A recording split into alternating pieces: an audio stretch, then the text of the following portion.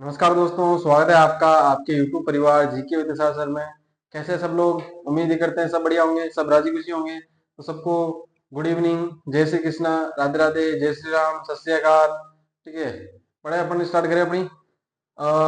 एक दिन मिस हो गया है। ठीक है, आज मैं सुबह डालने वाला था हिस्ट्री क्लास, लेकिन मेरे को लगा फिर कि अपना जो शेड्यूल है 7 बजे वाला, उसी को चलने देते हैं। तो 7 बजे अपनी जो है 7:30 अपनी क्लास आ गई है। ठीक है, तो स्टार्ट करें। सबसे पहले तो जो नए हैं उनको कहूंगा मैं यही कि वीडियो को लाइक करें, सब्सक्राइब करें, अंत तक जरूर देखें, ताकि तभी जो है आपको हमारा जो डिजिटल प्लेटफॉर्म है ये, तो आपको इसके ऊपर देखने को मिलेगा कि कैसे पढ़ाते हैं हम। ठीक है, क्या तरीका है हमारा। और जो अपना मेवाड़ का इतिहास, सॉरी मारवाड़ का इतिहास है, तो मारवाड़ का इतिहास किस प्रकार से हमको पढ़ना है वो भी सारी जानकारी आपको मिलती रहे।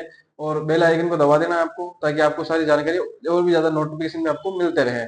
और इसके अलावा जो पुराने वाले हैं जो रोज देखते हैं, उनके लिए बस यही है कि लाइक करें और शेयर करें। ठीक है, तो सबसे पहले रिवीजन स्टार्ट करते हैं अपन। रिवीजन में सबसे पहले मैं 3 पॉइंट 4 पॉइंट लिख देता हूँ। कौन कौन सा पढ़ा था हमने राव चुंडा।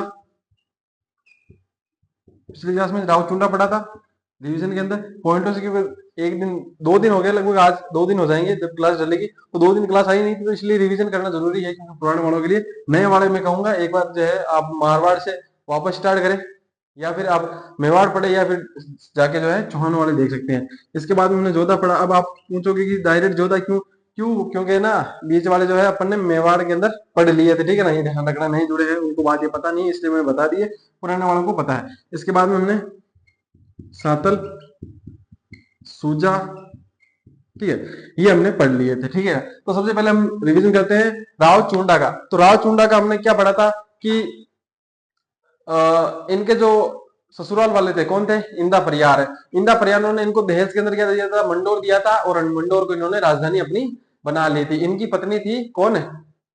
चंद्रकमर। उन्होंने चांद बावड़ी बनवाई थी कहां पे? जोधपुर के अंदर। और जो पुंगल के भाटी थे उन्होंने इनको धोखे से मार दिया था। और इनके बाद जो राजा बनते हैं कौन?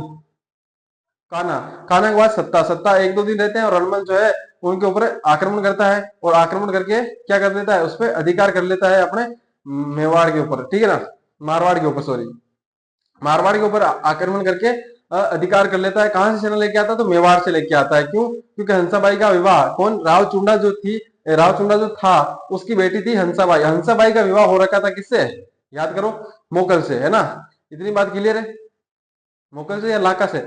लाका से हो रखा था। ठीक है ना, ये चीजें थोड़ी ध्यान रखा करो, कंफ्यूजन नहीं होना चाहिए। राणा लाखा से हो रखा था। तो राणा लाखा के उसमें क्या शर्तें थी कि जो हंसाबाई है उसी का बेटा क्या बनेगा? अगला शासक। तो कौन बन गया था? मोकल। मोकल संरक्षण कौन, मोकल का संरक्षक कौन था? तो रणमल था। और रणमल जो है बाद में सेना लेके आता है हंसाबाई की मदद से। ठीक है, और यहाँ पे मेवाड़ से सेना लेके मारवाड़ में आता है, और उसके बाद में शासक बन जाता है। रणमल के बाद जो राजा बनता है कौन था? राव जोधा। राव जोधा जब बनता है, तो राव जोधा के अंदर हमने पढ़ा होगा कि इन्होंने क्या जोधपुर बसाया, मेहरानगढ़ दुर्ग बढ़ाया, और उसके अलावा भी कुछ निर्माण कार्य किए थे। उसके अलावा जो है इन्होंने अपने क्या हुआ, अपने जो ये सामंत प्रथा थी, मतलब जो सामंत व्यवस्था थी, उसका वास्तविक जो अगर कोई संस्थापक था, यानी ठीक है ना, तो उसको शुरू करने वाला कौन था? राव जोधा था। इतनी चीज हमने पढ़ी थी। इसके बाद मैंने पढ़ा था कि मेवाड़ का प्रथम प्रतापी शासक भी था। इसके अलावा इनके 2 बेटे थे, कौन कौन? एक तो राव बीका जो कि बीकानेर चले गए थे, और एक राव दूंगा जो कि मेड़ता चले गए थे। इतनी बात क्लियर है? इसके बाद में उन्होंने पढ़ा था राव सातल। राव सातल ने जो है सातल मेर बसाया था। ठीक है, इसके बाद में मैंने बात की थी राव सूजा की। सूजा के बारे में कुछ खास जानकारी अपन को मिलती नहीं है। ठीक है, तो कुछ चीजें पढ़ी थी हमने, इसके आगे अपन पढ़ते हैं।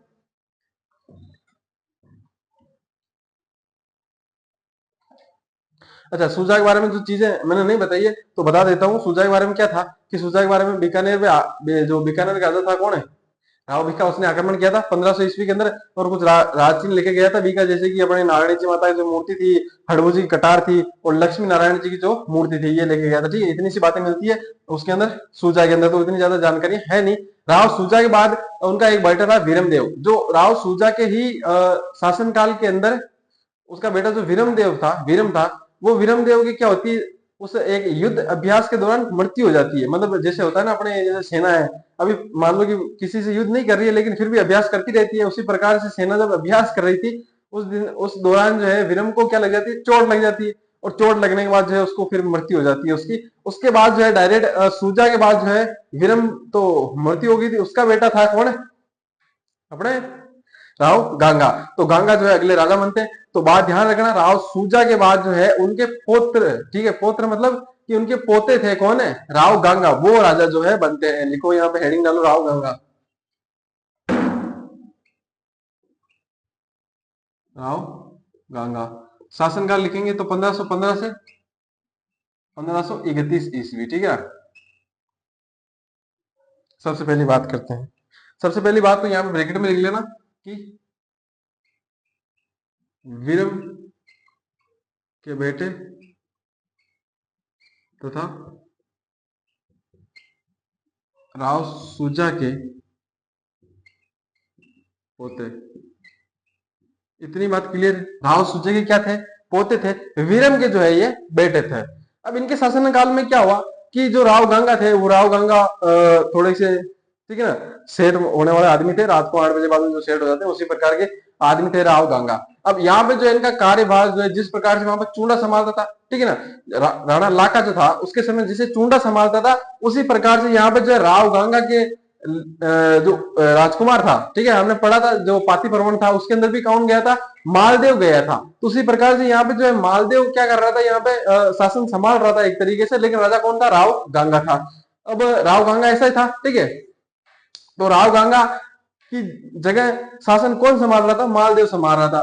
राव गंगा भाई जब थैली आदमी, तो उसने क्या किया कि जो सामंत प्रथा तो स्टार्ट हो रखी थी, सामंत प्रथा के अंदर जो भी जितने भी सामंत थे ना मारवाड़ के अंदर, वो क्या कर रहे थे, अपना को अपने आप को एक तरह से स्वतंत्र रियासत घोषित कर रहे थे। एक एक करके सारे सारे अपने आप को स्वतंत्र रियासत घोषित कर रहे थे।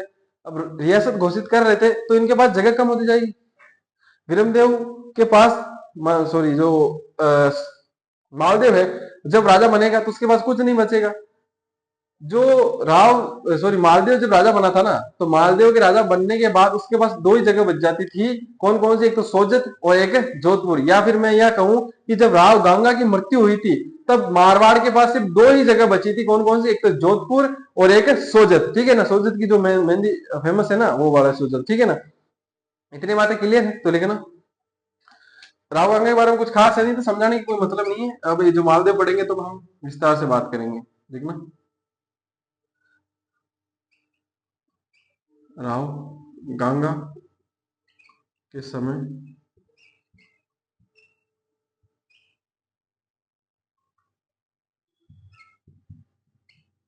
मारवाड़ के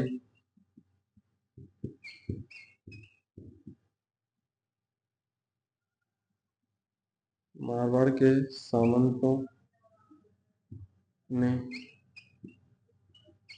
स्वयं को स्वतंत्र रियासतें घोषित कर दी थी।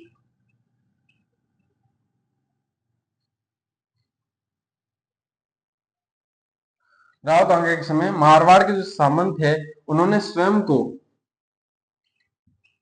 स्वतंत्र रियासतें घोषित कर दी थी, लिखना। राव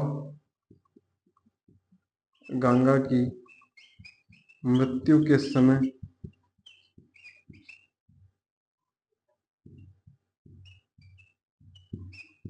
मारवाड़ के पास केवल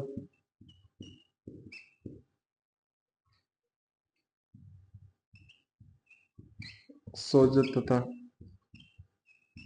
जोधपुर रियासत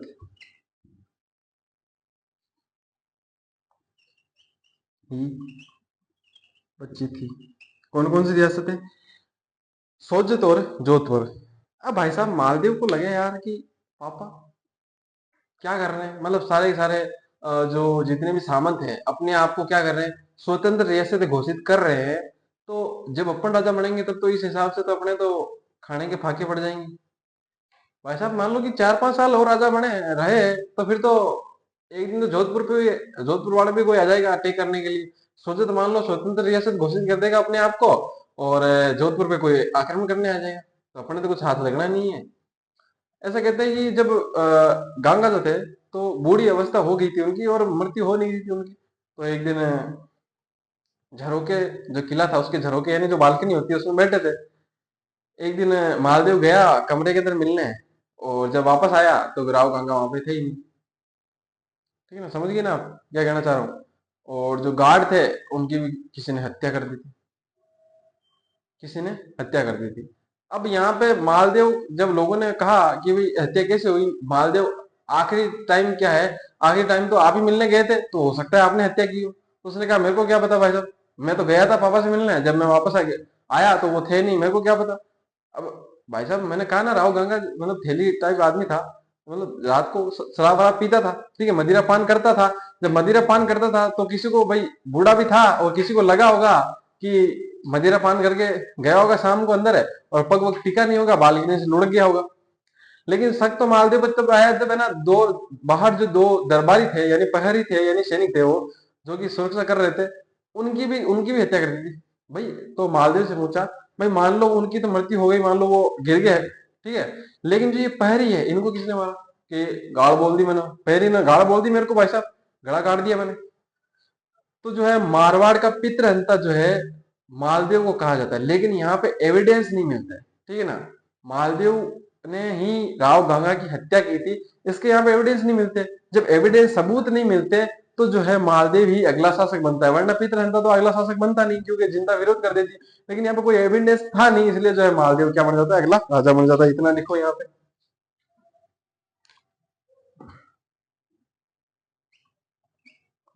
राव गंगा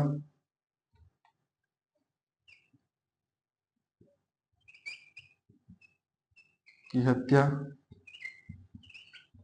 मालदेव ने कर दी थी। आगे लिखना, मालदेव ने,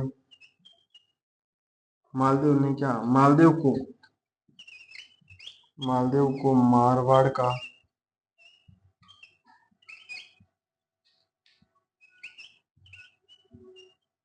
पितृहंता कहते हैं।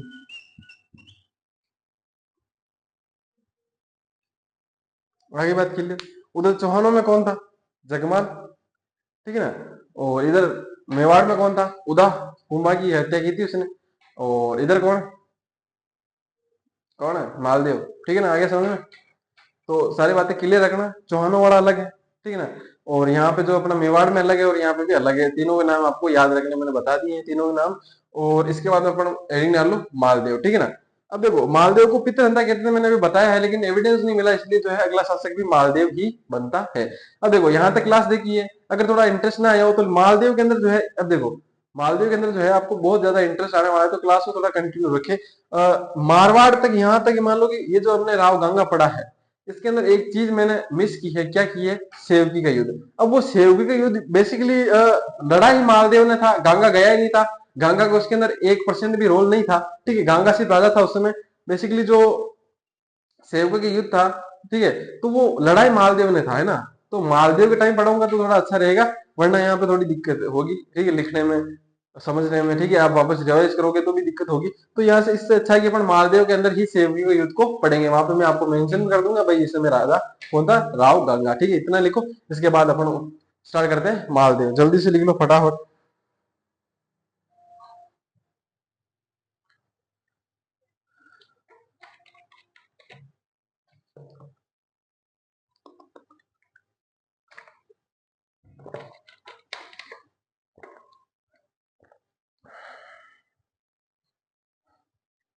लिख लो फटाफट।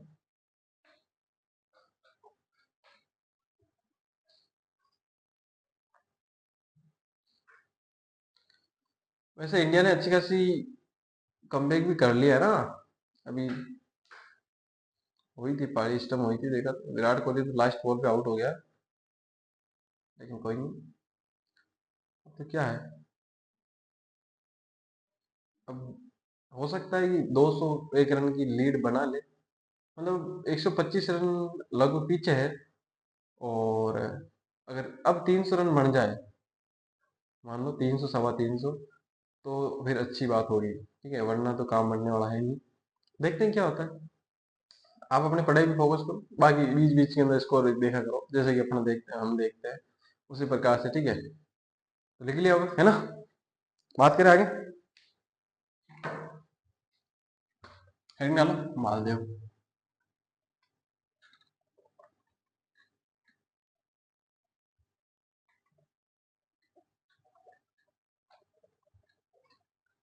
अब मालदेव को यहाँ से रीस आई थी भाई साहब कि यार बच्चे ही दो ही हैं, थोड़ा सी लेट कर देता ना गंगा को मारने के अंदर, ठीक है, पापा को सल्टाने में थोड़ा लेट कर देता ना, साल भर 6 महीने लेट कर देता, तब तक तो भाई साहब खाने के फाके पड़ते। तो मालदेव ने क्या किया, अभी पढ़ते हैं, लेकिन हेडिंग डालना राव मालदेव।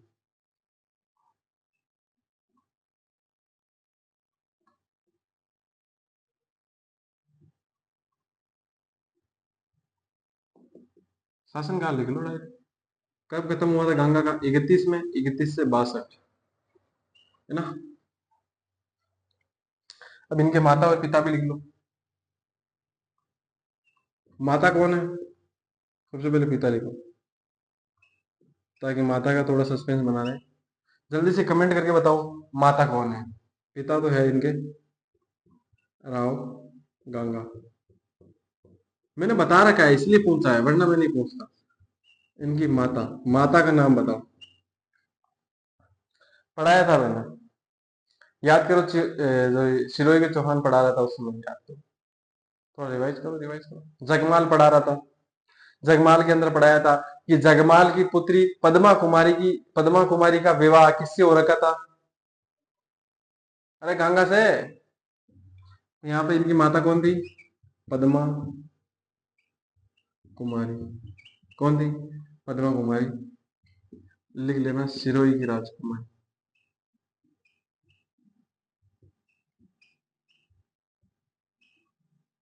ठीक है ना। सिरोही में उस समय कौन था, देख लो, शासनकाल मिला लिया करो। देखो, मैं जब चौहान पढ़ा रहा हूँ मान लो, और चौहानों के अलावा कौन अपने, मारवाड़ है, मेवाड़ है, चौहान है, आमेर है, तो जब ये पूरी हो जाए ना, तब एक बार शासनकाल आप मतलब कि मैच करके भी देखना, क्योंकि यहाँ पे रिलेशन मिलते जा रहे हैं। वो बात में वहां पे लिखा चुका था जगमाल के अंदर, वो जगमाल, सॉरी जगदेव था वो, ठीक है ना, वो जगदेव अलग था, ठीक है ना।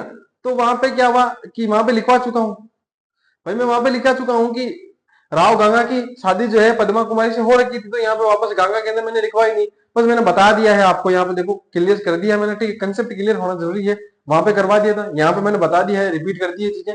अब इसके बाद में देखो, मालदेव एकदम तगड़ा हुआ धपा हुआ आदमी भाई साहब, धाप गया था अपने पापा से कि यार पापा क्या कर रहे हो, सिर्फ दो ही तो बचे हैं, ये दो और चले गए तो फिर तो कुछ बचेगा ही नहीं हमारे पास, है भाई, सेना भी नहीं बचेगी फिर तो, फिर करूंगा क्या, तो सल्टा दिया था। सल्टाने के बाद जैसे ही राजा बना, कहा कि भाई साहब जिस जिसने अपने आप को स्वतंत्र रियासत घोषित किया ना, सबके नाम बनाओ, सबकी लिस्ट निकालो, सबकी लिस्ट निकाली, और सबसे पहले नाम आया भद्राजुन का, एक राजा था, कौन, भद्राजुन का जो सामंत था, जिसने अपना अपने आप को स्वतंत्र घोषित किया था, कौन था, वीर सिंघल, उसको सल्टाया सबसे पहले। तो लिखना इतना खतरनाक था कि सबसे पहले ये लाइन लिखना कि ये इसको कहते हैं 12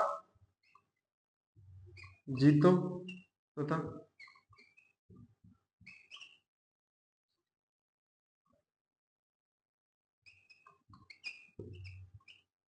12 युद्धों तथा 58 परगनों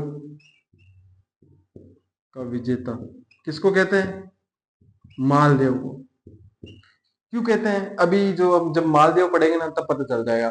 भाई साहब मैंने कहा ना, धाप गया था पापा से भाई साहब, जैसे ही राजा बना ना, सबको धोना, सबको पीटना स्टार्ट किया था। हालांकि जब राजकुमार था तब भी खूब पीटा था, अभी सेव के युद्ध पढ़ेंगे ना तब पता चलेगा। हाँ, मतलब कि 52 युद्ध जीत रखे थे, इससे आप पता लगा सकते हो कि कितना बड़ा शासक था। 58 परगने, 58 परगने, 52 युद्ध, सबकी रेल बनाई थी, सबकी सबकी फुटबॉल बनाई थी, जो सामने आया, जो दिखता, भाई हो बहन हो, कोई भी हो, सबको सल्टाया, काका बाबा नाना दादा सबको। अभी पढ़ेंगे हम, ठीक है। तो सबसे पहले अपन जो कुछ मुख्य मुख्य थे उनकी बात करेंगे। सबसे पहले जो था वो था भद्राजुण। भद्राजुण से भाई साहब नंबर आया था राव सिंगल, वीर सिंगल है।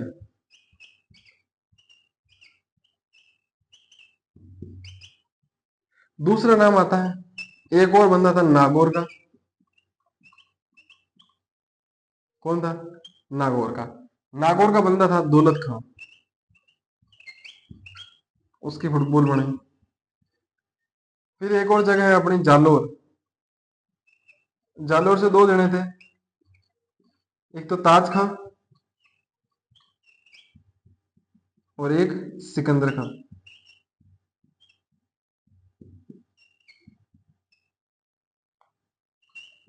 नंबर 4 पे आता है जैसलमेर।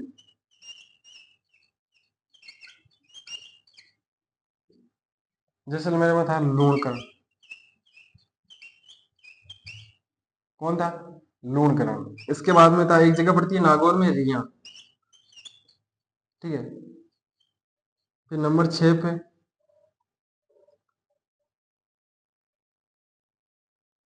नंबर 6 पे बता दो, नागौर, जालोर, जैसलमेर, रिया और 1 2 3 4 5 छठा जैसलमेर। जैसलमेर के बाद भद्राजुन, नागौर, जालोर, जैसलमेर। बीकानेर से भी तो बनाया था, बीकानेर वालों की फुटबॉल बनाई थी। बीकानेर, बीकानेर से कौन था? जेत सिंह। उसकी भी भाई साहब फुटबॉल बनाए थे। ये जो थे, इनकी फुटबॉल बनाई थी इसने। मुख्य मुख्य ये तो यही है, इनकी फुटबॉल इन्होंने बना रखी थी। ठीक है ना? भद्राजुन कैसे बनाया था? वीर सिंघल। नागौर में किसकी? दौलत खां की। ताज खां, सिकंदर खां, लूणकरण और बीकानेर से जैत सिंह। इन सब की फुटबॉल बनाई थी। बीकानेर वाले तो इनके भाई भाई थे। ठीक है ना? कौन थे? भाई भाई थे। एक और था, तभी मेरे को याद है, याद नहीं आ रहा मेरे को, मेड़ता का एक था। नंबर 6 तो ये हो गया। नंबर 7 मेड़ता, और मेड़ता से था विरमदेव। अब देखो, महादेव आया था ना, कहां से?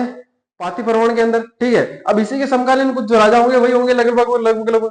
अब देखो यहाँ पे जैसलमेर से लूणकरण, देखो बीकानेर से जयसिंह। मैंने कहा था जयसिंह का पुत्र कौन था? कल्याणमल। वो कल्याणमल आया था जयसिंह की जगह। तो यहाँ पे भी देखो लगभग लगभग सिमिलर मिल रहे हैं ना। अब देखो मेड़ता, मेड़ता से कौन आया था? विरमदेव आया था। यहाँ पे भी विरमदेव है। तो ये सारी चीजें आप अगर जहां पे आप पॉइंट भी जोड़ने लगोगे, पाती परवण में मान लो कि उस समय कौन था? शासनकाल देख लो, मिल रहा है 27 के अंदर। भाई 1527 के अंदर हुआ था ना वो युद्ध। ठीक है ना? खानवा का युद्ध कब हुआ? 1527 के अंदर। तो यहाँ पे सारा सारा अपने को मिल रहा है। ठीक है ना? जब मिल रही है शासन अपने 27 में, तो 27 के कुछ बाद है ना, कुछ तो बदल गए एक आधों के तो, और कुछ के नहीं बदले। तो यहाँ पे अपने को रिजल्ट वही देखने को मिल रहा है, जैसे बीकानेर से जैत सिंह, मेड़ता से विरमदेव और ये मालदेव इसके बाद में बन ही गया था। ठीक है। लेकिन 27 में कौन था? गंगा था। ठीक है ना? ध्यान रखिए चीजें। तो इतनी लिखो सबसे पहले तो, फटाफट लिखो।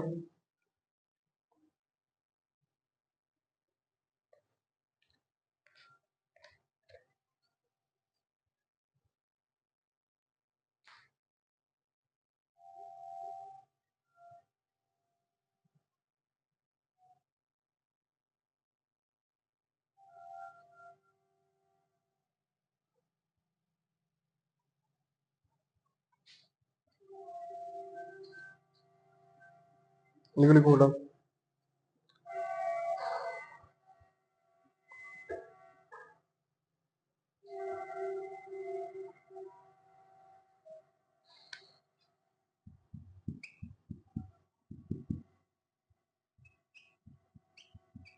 ये भी लिख लेना, डूंगर सिंह।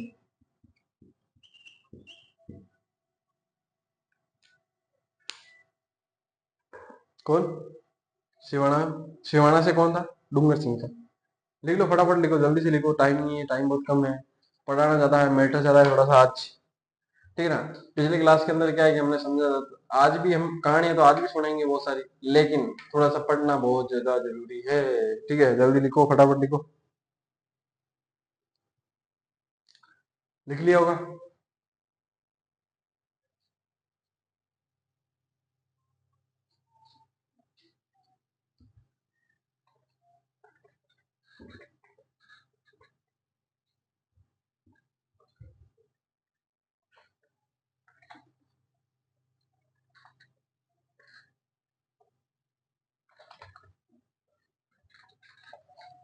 अब देखो, बढ़ते हैं आगे। अब कुछ एक आधी जो इंपॉर्टेंट चीजें हैं वो उनको और नोटिस कर लेते हैं। लिखना, बिल्लाड़ा की। श्रेणियों को हराया। किसको हराया? बिल्लाड़ा के श्रेणियों को हराया। एक युद्ध पढ़ेंगे, हेडिंग डालना युद्ध कौन सा? पाहेबा साहेबा का युद्ध। कौन सा? पाहेबा साहेबा का युद्ध कब हुआ? तो आया था 1541 में। कब? 1541 ईस्वी के अंदर। किन किन के मध्य हुआ अभी पढ़ते हैं। मालदेव वर्सेस जेतसी। कौन? जेतसी। ये कुछ महत्वपूर्ण इंपॉर्टेंट युद्ध है जो कि उसने हराया था। जो ये 52 युद्ध थे, 52 युद्धों में से ये एक है। ठीक है, मैंने लिखा है तो ऊपर इंपॉर्टेंट उनमें से कुछ है जो है महत्वपूर्ण है, वो मैंने आपको बता दिया। यहाँ पे जीत जो है मालदीव की हुई थी। जेतसी ने बहुत समझाया था कि भाई यार भाई भी हैं। ये कहाँ से था? बीकानेर से था। ठीक है ना, ब्रैकेट में लिख लेना बीकानेर, वैसे सबको पता ही। और इसका पुत्र था कौन? कल्याणमल।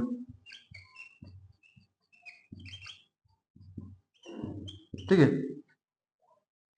ये चला गया था शेरशाह सूरी के पास।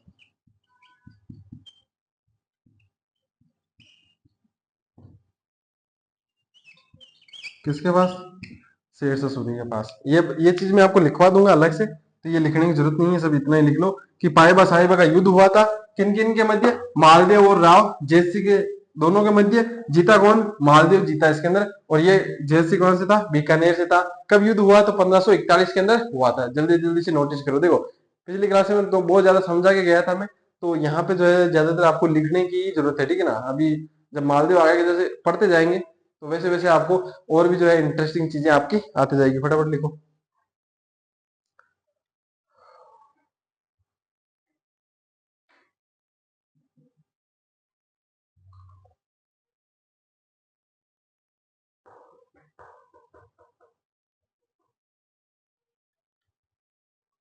लिख लिया होगा।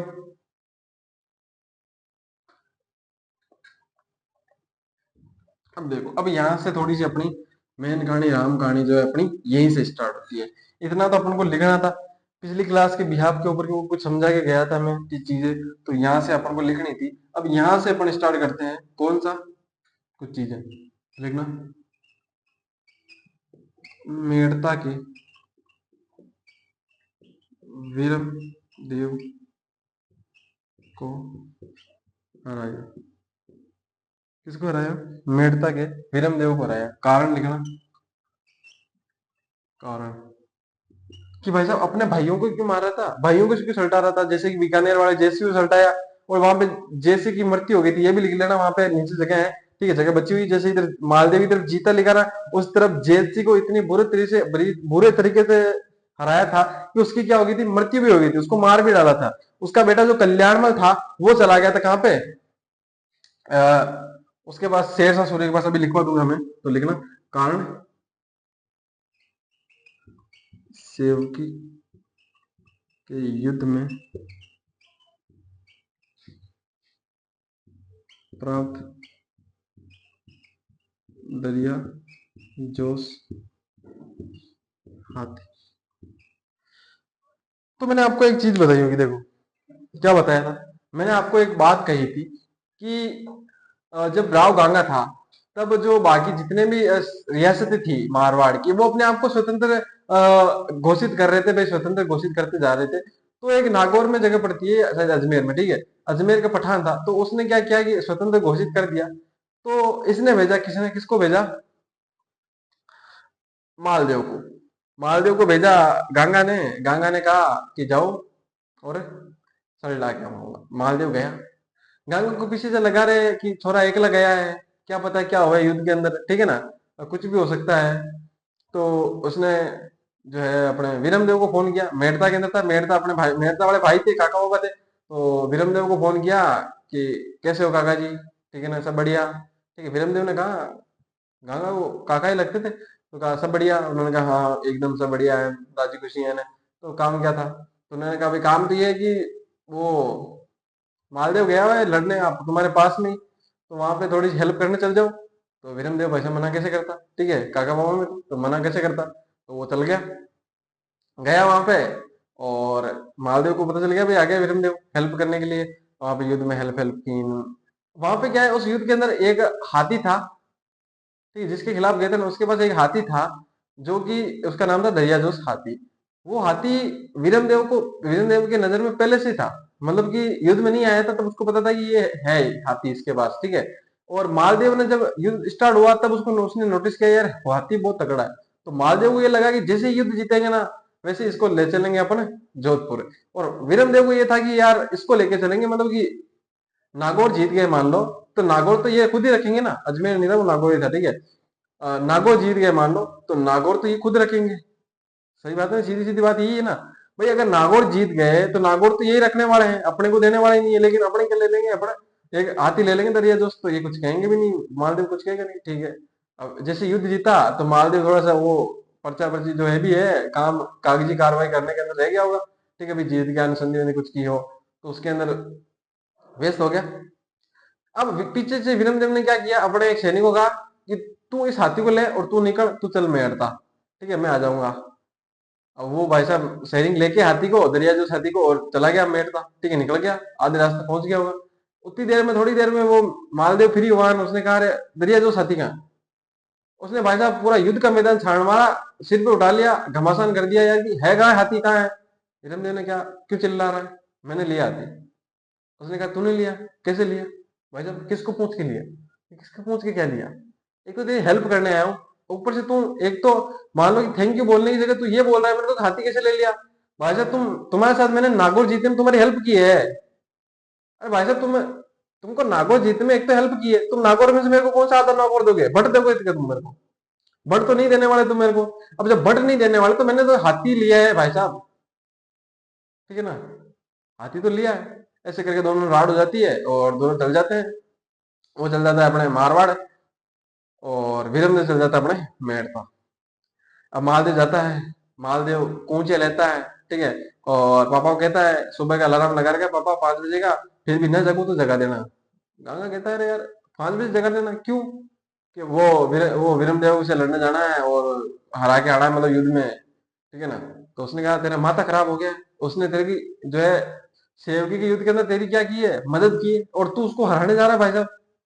उसने कहा वो हमारा हाथी ले लियो, वो जैसे बच्चे की राड नहीं होती कि हमारा हाथी ले लियो, ठीक है। तो उसने कहा मेरा हाथी ले लिया भाई साहब। उसने कहा हाथी के लिए लड़ रहे हो। तो उसने कहा कि देखो हाथी तो मेरे को चाहिए, हाथी मेरे को बहुत प्यारा लगता था, वो ले गया। अब गंगा जानता था भाई साहब, ठीक है, छोटी सी बात है इसके बीच में भाइयों भाई लड़ पड़ेंगे, तो विरम देव को फोन लगाता है। और राव गंगा कहता है कि यार दे दे विरम देव, कुछ नहीं पड़ा है, तेरे को दूसरा हाथी मिल जाएगा, ये तो है ही नाजुका, और बातें ऐसी करता है, मतलब कि भाई भाई लड़ोगे तो क्या दिक्कत होगी। तो विरम देव कहता है कि ठीक है, भेज दो उसको, ले जाओ, ठीक है, आराम से बैठ के बात कर लेंगे और ले जाओ हाथी, कोई दिक्कत नहीं है। वीरेंद्र देव का अच्छा रेस्पॉन्स रहता है गंगा को। गंगा भी कहता है मालदेव को जाओ और ले आओ। मालदेव आया वहां से, ठीक है, आया, वीरेंद्र देव के पास खड़ा हुआ, कहा कि कहाँ हाथी। उसने कहा हाथी वाथी ले जाना, बैठ रोटी खा ले, रोटी खा रहा था मालदेव, खाना खा रहा था कि खाना खा लो। मालदेव ने कहा खाना, और तेरे जैसे आदमी के साथ मैं खाऊं, ठीक है ना, इतना नाजुक बता, ये इतना घिया भी तो समझ रहा है तू मेरे को। विरमदेव ने कहा रहे एक तो मैं तेरे को इतनी इज्जत दे रहा हूँ कि तू बैठ और खाना खा ले, और तू मेरे को ऐसे बात कर रहा है, और मेरे ये राज्य में आके बात कर रहा है, जा नहीं दे रहा वापिस जाना। भाई साहब मालदेव वहां से जोधपुर से आया था, वहीं वापस भेज दिया। अब मालदेव ने कहा देखो आज तो तुमने मेरे को रोक दिया ना, गांगा हो जाएगा, आज तुमने रोक दिया मेरे को, तो पापा ठोकने मतलब मम्मी ठोकने वाले। उसने कहा क्या हुआ। उसने कहा कि मेरे को वहां पे बुलाया नहीं, वापस भेज दिया, नहीं बेइज्जती कर दी, मैं तो अब युद्ध लड़ने जा रहा हूँ। उसने कहा डब। फिर से राव गंगा फोन करता है किसको, विरमदेव को, फोन करके कहता है कि क्या हुआ। तो उसने कहा यार ये बेइज्जती से बात कर रहा है यार, कि खाना खाने के लिए बोला बोला है, तुम जैसे नाजों के साथ मैं खाना नहीं खाता। उसने कहा कोई दिक्कत नहीं है यार भेज दो। अब वहां से विरमदेव क्या कहता है कि ठीक है यार बढ़न दो, कोई दिक्कत नहीं है, हुआ जो हुआ, ठीक है। विरमदेव का अच्छा रेस्पॉन्स फिर से रहता है, और वो क्या करता है, 2 सैनिकों के साथ अपने हाथी को रवाना कर देता है जोधपुर की तरफ। अब जेतरन जगह पड़ती है जोधपुर से पहले, मतलब कि ब्यावर से थोड़ा आगे जाते हैं, तो वहां पे क्या होती है, हाथी की मृत्यु हो जाती है। भाई साहब युद्ध युद्ध में थका हुआ आदमी, मतलब हाथी इतनी देर से, मतलब कि घूम फिर रहा है कब से, मतलब उधर से पहले सेवकी से उधर गया मान लो, मेड़ता मेड़ता से इधर, ठीक है, तो वो सेना में घायल था वैसे युद्ध के अंदर, और वहां पे क्या हो जाती है, उसकी मृत्यु हो जाती है हाथी की। अब मालदेव को ये लगा कि ये ना विरमदेव अपन को हाथी नहीं देना चाहता था, इसीलिए उसने क्या कर दी, हाथी की हत्या करवा दी। विरमदेव तो भाई साहब उसको तो कोई मतलब ही नहीं था ना, क्योंकि उसने तो भेज दिया था, लेकिन मालदेव को ये लगा कि भाई साहब ये देना नहीं चाहता था, इसलिए इसने हाथी की हत्या करवा दी, लेकिन मेरे को नहीं दिया। मालदेव ने ये सोच लिया कि जिस दिन मैं राजा बन गया ना, उस दिन सबसे पहले अगर किसी की फुटबॉल बनाऊंगा तो विरमदेव की बनाऊंगा। जैसे विरमदेव अपना मालदेव राजा बनता है, इधर विरमदेव की मटिया बलित हो जाती है, विरमदेव को हरा देता है भाई साहब। ठीक है, तो ये विरमदेव जो है वापस हारने के बाद, मालदेव से हारने के बाद किसकी शरण में चल जाता है? शेरशाह सूरी की शरण के अंदर चल जाता है। ठीक है, ये बातें लिखे, कल्याणमल भी चला गया था, लिखना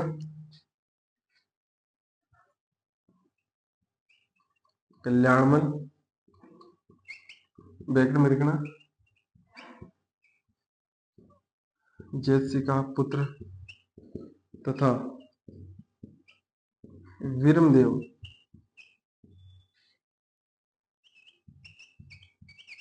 शेरशाह सूरी की शरण में चले जाते हैं। फटाफट यहाँ तक लिख लो, पहले सबसे पहले यहाँ तक लिखो। इसके बाद में हम पढ़ेंगे हुमायूं के साथ संबंध मालदेव के किस प्रकार से थे।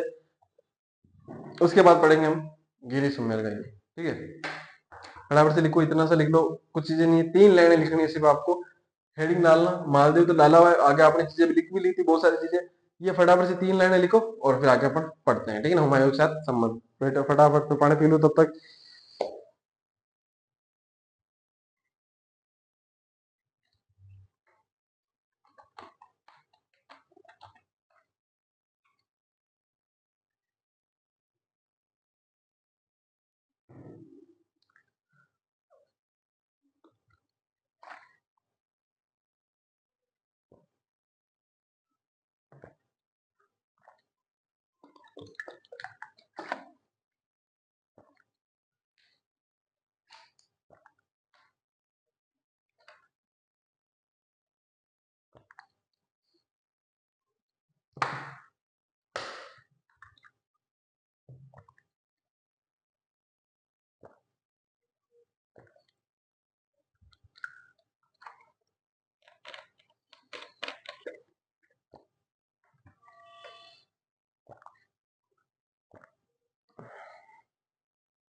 लिख लिया होगा, हेडिंग डालो, हुमायूं के साथ संबंध। हुमायूं के साथ क्या क्या संबंध है अभी बात कर लेते हैं। उधर हुमायूं कोड़ा ही था, क्योंकि उधर दिल्ली का सुल्तान कौन था? शेरशाह सूरी।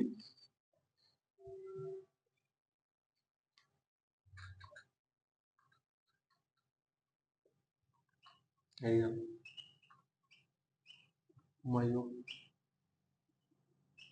के साथ संबंध। ठीक है, सबसे पहली बात, हुमायूं कोड़ा था, तो उसको ये था, जब हारा मान लो अब उससे, किसे, बिलग्राम और चौसा के युद्ध के अंदर, तो हम शेरशाह सूरी से हार जाता है और उधर बादशाह बन जाता है कौन? शेरशाह सूरी। और इधर हुमायूं फ्री हो जाता है। ठीक है, तो हुमायूं भटकता फिरता है कि कौन मदद करे कौन मदद करे। तो मालदेव ने कहा भाई साहब देखो, शेरशाह सूरी ने तुमको हराया है, ठीक है, और मैं तुम्हारी क्या करूंगा? मदद करूंगा, तुम नो टेंशन रहो, आ जाओ अपने। तो जो हुमायूं है वो जैसलमेर के अंदर आ जाता है, कि वो जैसलमेर को हरा रखा था वहां पे किसने? अपने इसने, मालदेव ने। तो वहां पे आता है जैसलमेर में एक जगह पड़ती है जोगी तीर्थ, तो लिखना हुमायूं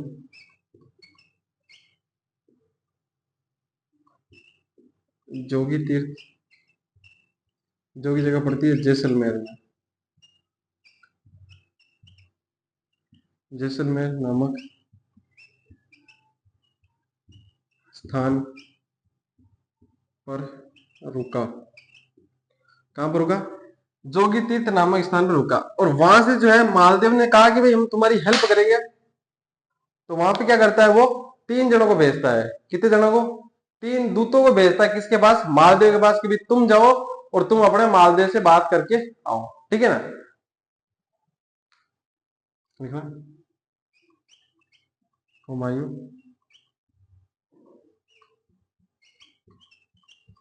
मालदेव के पास 3 दूतों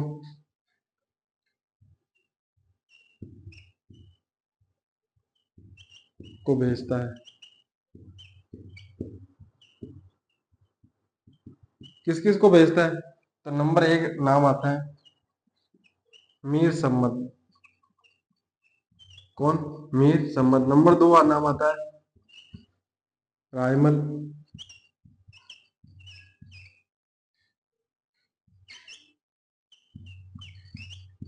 रायमल सोनी। और नंबर तीन जो है वो है उत्का खां। अतका खां। कौन? अतका खां। तीनों के तीनों जाते हैं मालदेव के पास, और मालदेव को कहता है कि भाई साहब हमको भेजा है किसने? हुमायूं ने। तो मालदेव की तरफ से अच्छा रिस्पॉन्स आता है। मालदेव कहता है कि हुमायूं कहाँ है? तुमको तो भेजा है तो हुमायूं कहाँ है? उन्होंने कहा कि जैसलमेर में रुका हुआ है जोगी तीर्थ नामक स्थान पे। उन्होंने कहा ठीक है, फिर हुमायूं कोई दिक्कत विक्कत तो नहीं है? कहा दिक्कत विक्कत तो नहीं है, लेकिन मान लो कि अभी राजस्थान का क्लाइमेट है, थोड़ा दौरा शूट होता है। तो मालदेव ने कहा कोई बात नहीं है, आप यहाँ से काजू बादाम ले जाओ, छोके डाइट कराओ अपने किसको? हुमायूं को। ठीक है। और कोई भी दिक्कत हो तो अपना जो सिवाना है वहां चल जाना, अपना ही राज है वहां पे। ठीक है, मैंने वहां पे अपने सामान को बैठा रखा है, कोई दिक्कत नहीं होगी तुम पे। ठीक है ना? कुंपा को बैठा रखा है वहां पे, तो कोई दिक्कत नहीं होने वाली नहीं है तुमको। अगर लगे तो तुम अपने कहाँ चल जाना? सिवाना चल जाना। ठीक है। तीनों को एक एक बोरी उंचा दी, एक काजू बादाम और किशमिश की। तीनों को एक एक बोरी उंचाई और रवाना कर दिया कि वापस जैसलमेर की तरफ। तीनों जाते हैं, बोरी उतारते हैं, और हुमायूं को कहते हैं कि भाई साहब अच्छा रेस्पॉन्स मिला है वीरेंद्र देव की तरफ, सॉरी मालदेव की तरफ से अच्छा रेस्पॉन्स मिला है। और उसने कहा कि मैं हेल्प करूंगा, और उसने कहा अगर मान लो जरूरत पड़ जाए तुम्हारे पास रहने का स्थान नहीं हो तो तुम सिवाड़ा चल जाना। लेकिन एक दिक्कत हो गई। तो हुमायूं ने कहा दिक्कत क्या हुई? तो कहा वो एक शेरशाह सूरी के साथ नहीं रहता था एक आदमी? कहा हाँ, तो वो वहीं पे था। तो थोड़ा हुमायूं को शक हुआ कि यार क्या पता मालदेव अपने साथ धोखा करना चाहता हो। तो एक कैरेक्टर था वहां पे, मतलब एक लाइब्रेरियन था। कौन था? मुल्ला सुर्ख। हुमायूं अपनी ज्यादा जिंदगी जो है टाइम व्यतीत दिन का लाइब्रेरी में, थोड़ा सा पढ़ाकू टाइप आदमी था वो, तो वहीं पे व्यतीत करता था अपना। तो वहां पे मुल्ला सुर्ख था लाइब्रेरियन। तो उससे सलाह लेता है कि भाई साहब मेरे को ऐसे मालदेव से मदद लेनी चाहिए नहीं लेनी चाहिए, या फिर उस पर मैं विश्वास करूं या ना करूं। तो मुल्ला सुर्ख भाई साहब, ठीक है, पढ़ा लिखा नहीं होगा ज्यादा, वो कहता है कि यार मुझे तो लगता है कि मालदेव तुम्हारे साथ क्या करेगा? धोखा करेगा। ये सलाह कौन देता है? मुल्ला सुर्ख देता है अपने हुमायूं को।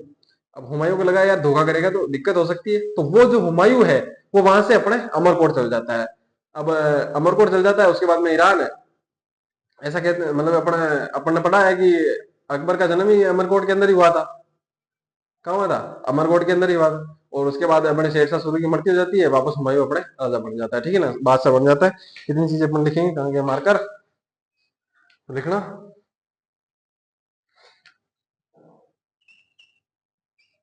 हुमायूं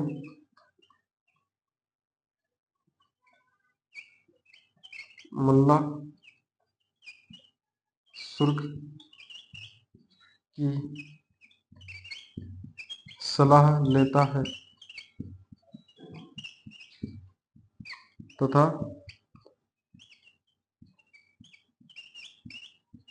अमरकोट चला जाता है। कहां पर? अमरकोट चल जाता है। ठीक है। तो यहाँ पे कुल मिला के यही थी कि दोनों एक तरह से अपने दूतों से ही बात कर रहे थे, और एक दूसरे की प्रत्यक्ष रूप से जो है बात नहीं हो पाई थी, इसी कारण से दोनों के बीच में ज्यादा बढ़ नहीं पाई। लेकिन बात बिगड़ी हुई नहीं थी दोनों के बीच में, मतलब कि बनी हुई थी। मतलब उसने कहा था मदद कर दूंगा, और हुमायूं इस पे विश्वास कर नहीं सका, इस कारण वो चल गया। ठीक है, यहाँ से पाकिस्तान में एक जगह पड़ती है शायद, वहां पे चल गया था। उसके बाद में अमरकोट, सॉरी अमरकोट चला गया था, और उसको लगा कि वो पाकिस्तान वाले अपने हेल्प करेगा। ठीक है। तो ये इतनी चीजें लिख लो सबसे पहले, और इसके बाद में अपन पढ़ते हैं। भाई अब शेरशाह सूरी की खिलाफ लड़ रहा है एक तरह से, क्योंकि हुमायूं की अगर मदद करना चाह रहा है मालदेव, तो इसका मतलब कि शेरशाह सूरी के खिलाफ है। अब ये बात शेरशाह सूरी को छोकी थोड़ी लगेगी कि हिंदुस्तान का बादशाह हूं मैं, और मेरे खिलाफ कौन लड़ रहा है? मान लो मेरे खिलाफ कौन जा रहा है? मालदेव। और एक और दूसरा कारण था अपने इसके गिरी सुमेल युद्ध का, कि भाई साहब 58 परगनों और 52 युद्धों का विजेता था, तो कभी भी मूड फिर जाए दिल्ली के पास तो हो सकता है दिल्ली को सल्टा दे। तो वहां पे भी अपन को खतरा है। तो यहाँ पे जो है अपना युद्ध होता है कौन सा? गिरी सुमेल का युद्ध है। ठीक है। गिरी बेसिकली पहाड़ी का नाम है। कौन सी? सुमेल में जो पहाड़ियां बढ़ती है वो गिरी सुमेल की युद्ध, क्योंकि पर्यायवाची अपने हिंदी के अंदर पढ़ा होगा, पहाड़ी को ही कहते हैं अपने गिरी। ठीक है ना? तो वहां पे होता है। पहाड़ियों के मध्य होता है वहां पे। कौन सी? सुमेल वाले।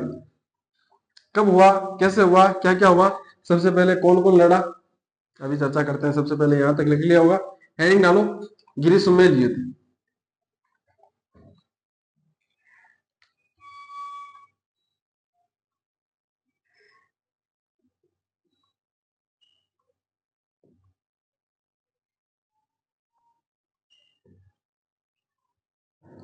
या फिर लिख लो, मान लो पहले सन लिख लो, 5 जनवरी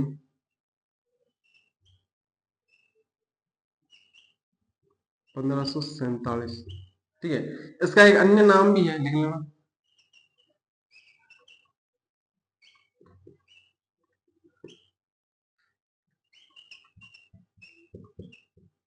जेतरण का युद्ध। क्यों कहा अभी बताते हैं। किस किस के मध्य हुआ? तो शेरशाह सूरी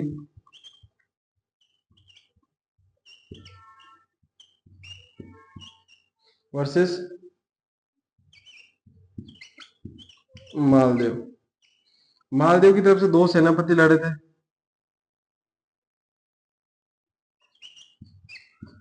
जेता प्लस कुंता।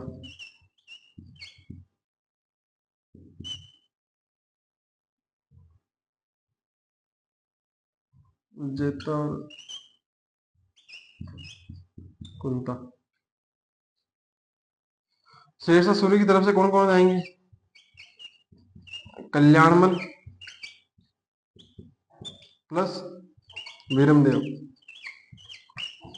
ये युद्ध होने का एक और ये भी कारण था कि भाई साहब कल्याणमल और वीरमदेव रोज गोचे करते हैं शेरशाह सूरी को कि चलते हैं जोधपुर, तुम रख लेना, मेरे को मेरा मेवाड़ दे देना, सॉरी मेड़ दे देना, और इसको इसका क्या दे देना, बीकानेर दे देना। तीनों भाई आराम से रहेंगे, मौज करेंगे, ऐश काटेंगे। इस चक्कर के अंदर शेरशाह सूरी चढ़ चढ़ा के यहाँ पे आ गया। ठीक है ना, एक मिनट है,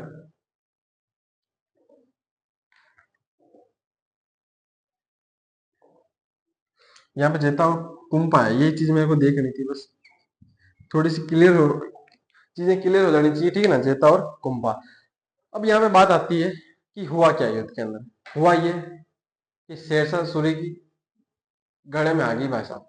ठीक है, तो यहाँ पे क्या हुआ कि शेरशाह सूरी, जब शेरशाह सूरी ने देखा कि देखे तो सही मालदेव की सेना कितनी बड़ी है, थोड़ा सा उठा, वो दूरबीन दूरबीन लेके ले लुआ के देखा, उसने पहाड़ी पे मोटी चोटी पे चढ़ गए, कार ओ थारे बाप इतनी मोटी सेना।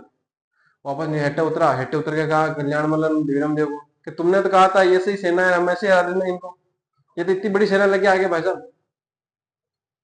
तुम तो कह रहे हो कि जोधपुर जीत लेंगे, ये मेड़ता इसको दे देना, मेरे को दे देना, बीकानेर इसको दे देना, जोधपुर तुम ले लेना, ये इतनी बड़ी सेना लेके आगे करूंगा क्या भाई साहब। आज तो अपने टावरों से मिलने के फाके पड़ेंगे। मेरे को लग रहा है अब टावरों से नहीं मिल पाऊंगा वापस में। लेकिन चालाक था शेरशाह सूरी, वहां से जो है एक जने की मदद बुलवाता है, ये बीच युद्ध के अंदर मदद बुलवाता है। किसकी? जलाल खा कोरची नहीं, जलाल खा जलवानी। मुस्लिम शासकों की एक बड़ी मतलब की एक खास बात होती थी कि वो एक साथ पूरी सेना को नहीं उतारते थे, टुकड़ी में उतारते थे। जैसे कि पहले 5,000 उतारे, फिर 2,500 को रेस्ट देते थे। इससे क्या होता था कि बाद में जब 2,500 वो फ्रेश लड़ते ना, तो इधर चाहे 5,000 लड़ रहे हो, वो 5,000 को सलटा देते क्योंकि वो फ्रेश थे एक तरीके से। ठीक है ना, क्रिकेट में आपने देखा होगा कि बॉलर को रेस्ट दिया जाता है कि वो फ्रेश हो जाए। ठीक है ना भाई साहब, आराम से तब बॉल अच्छी डालता है वो। उसी प्रकार से यहाँ पे फ्रेश सेना रखता था कौन है? मुस्लिम शासक। अब यहाँ पे बात करते हैं कुछ चीजें की। शेरशाह सूरी को लगा कि भाई साहब मदद तो बुलवा ली, लेकिन फिर भी जीतने के चांस लगते नहीं है। ठीक है, ये युद्ध से पहले की बातें हैं ये। शेरशाह सूरी ने कहा कि कुछ करना तो पड़ेगा। अब यहाँ पे कोई वो तो मिला नहीं अपने को, धोखेबाज तो, ठीक है ना, विद्रोही तो मिला नहीं। अब विश्वासघाती मिला नहीं, तो उसने कहा कि दो राजपूत, ठीक है, कल्याणमल है और वीरमदेव, इसका मतलब राजपूत सैनिक भी होंगे। दो राजपूतों को कहा, अरे तुम देखो, तुम बन जाओ अपने तलवार बेचने वाले, तुम जाओ मालदेव वाले कैंप के बाहर, और ये एक चिट्ठी लिखी हुई, इसके अंदर लिखा हुआ है शाबाश जेता और कुंपा, शेरशाह सूरी तुम्हारा ये जो है ये एहसान कभी नहीं भूलेगा। ठीक है, इससे क्या होगा? तो इससे कहा ये होगा कि जेता और कुंपा जो है उनको, मतलब जो मालदेव है उसको ऐसा लगेगा कि जेता और कुंभा उनके साथ विश्वासघात कर रहा है, और वो क्या कर जाएगा, मालदेव मालदेव उनको छोड़ के चल जाएगा। ठीक है ना, अब और हो सकता है वो जेता और कुंपा जो है बाद में अंदर वो भी चल जाए छोड़ के, ठीक है। तो यहाँ पे दोनों दोनों जाते हैं तलवार बेचने वाले बन के, बाहर जाके कहते हैं कि 100 की 3, 100 की 3, 100 की 3, 150 की 6, 100 की 3, 150 की 6, सीधा से गणित यही लगाते हैं। अब मालदेव को लगाया भाई साहब बड़ी सस्ती तलवार दे रहा है, अंदर बुलाया कि अंदर बुलाओ उनको।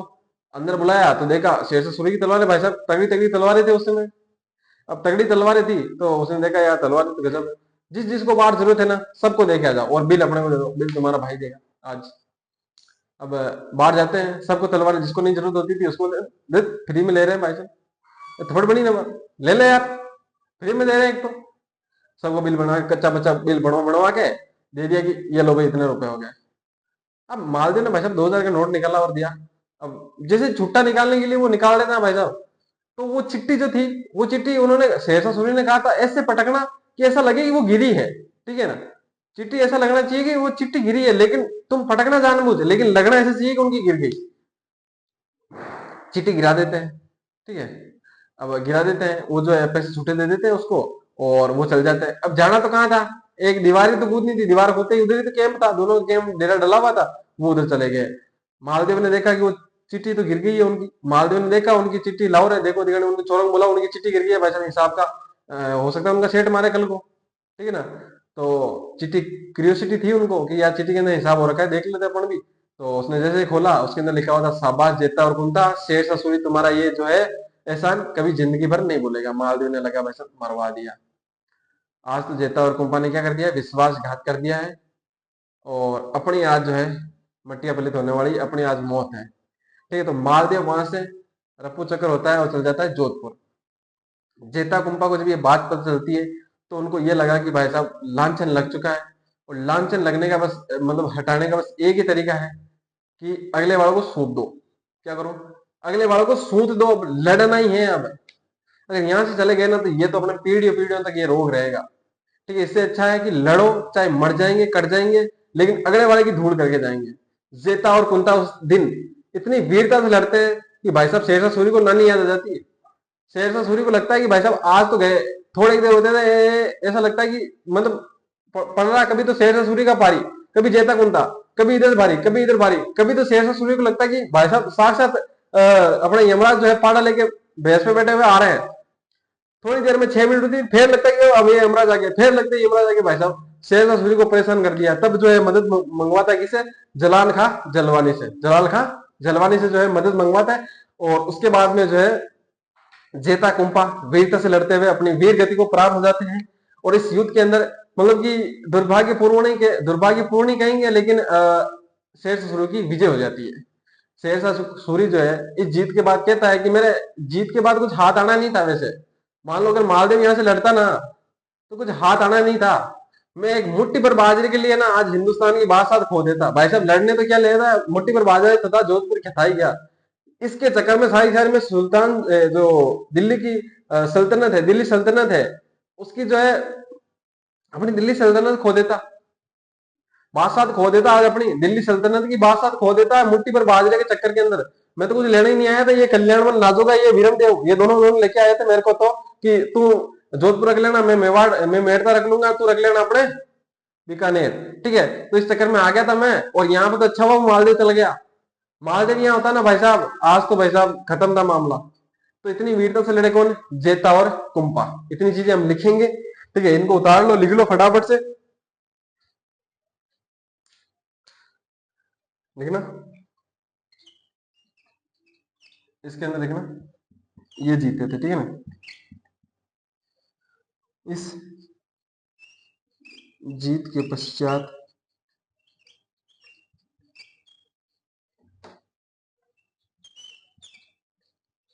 शेरशाह सूरी कहता है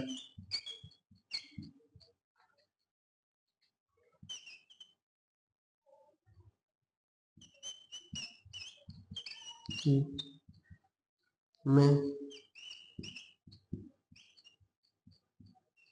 आज एक मुट्ठी भर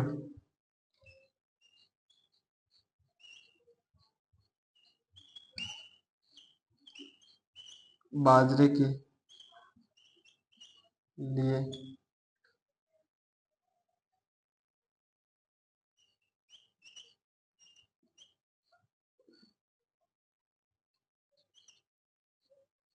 हिंदुस्तान की बादशाहत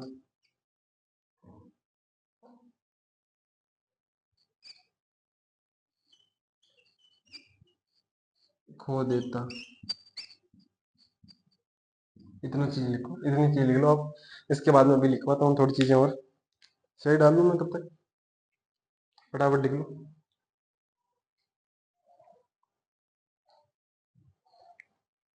लिखो।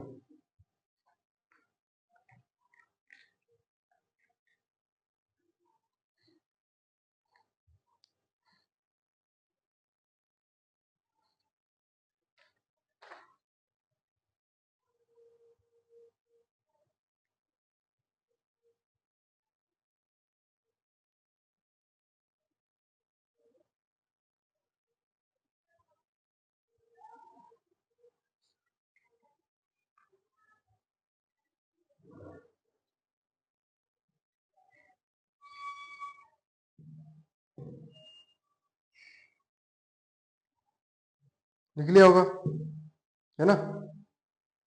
क्या टाइम चाहिए? कहानी सुनाई तब तो लिख ही लिया होगा यार। तुम रहने वाला थोड़ी हो, यूट्यूब पे पढ़ रहे हो, ऐप के अंदर तो और भी रहते हैं। लिख लिया ना? आगे लिखना।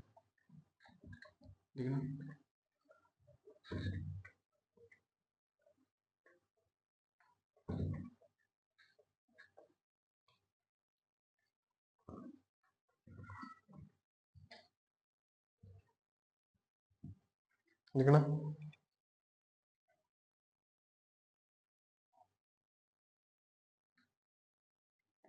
शेरशाह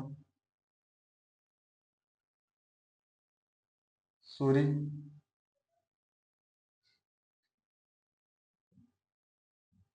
मालदेव के विरुद्ध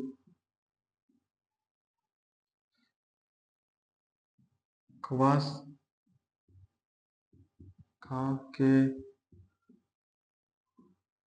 नेतृत्व में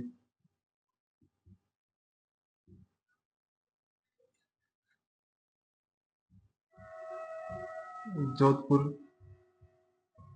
सेना भेजता है।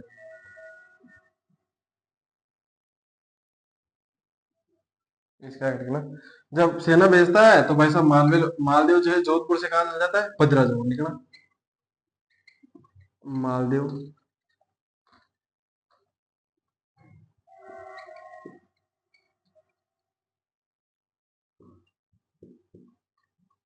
भद्राजुर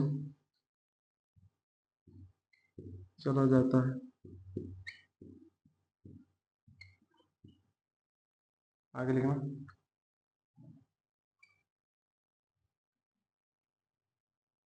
भद्राजुर हो गया, उसके बाद में आगे लिखना। शेरशाह सूरी की मृत्यु के बाद पश्चात शेरशाह सूरी की मृत्यु के पश्चात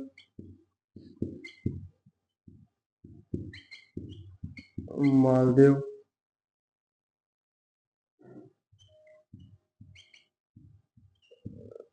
जोधपुर पर पुनर्धिकार कर लेता है।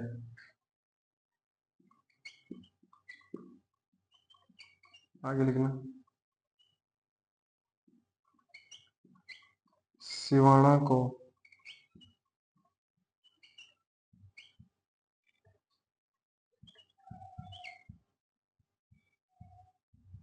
राठौड़ों की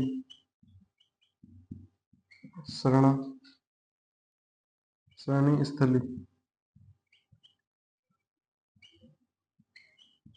कहा जाता है।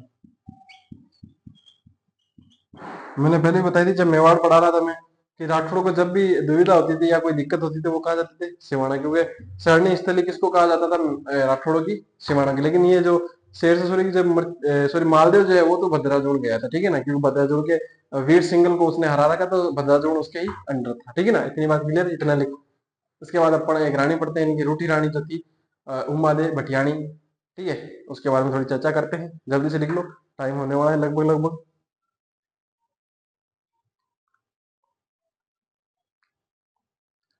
मेरे हिसाब से टाइम हो चुका है 1 घंटे। ठीक है, तो कल ही पढ़े तो सही रहेगा, तो थोड़ा सा इंटरेस्ट भी आएगा, क्योंकि कहानी शुरू से करेंगे अपन। आज की क्लास के अंदर ज्यादा उतनी कहानी सुनाई नहीं है, लेकिन देखो बोर बिल्कुल भी नहीं होने दिया है। तो यहाँ तक पहुंचे तो वीडियो को लाइक करें, सब्सक्राइब करें और शेयर ज्यादा से ज्यादा करें, और कमेंट अपना नाम भी कर दें। ठीक है ना, तो मिलते हैं अगली क्लास में, तब तक के लिए take care, bye, thank you, धन्यवाद। कल्चर वाली क्लास भी देखते रहा करें। ठीक है, थैंक यू।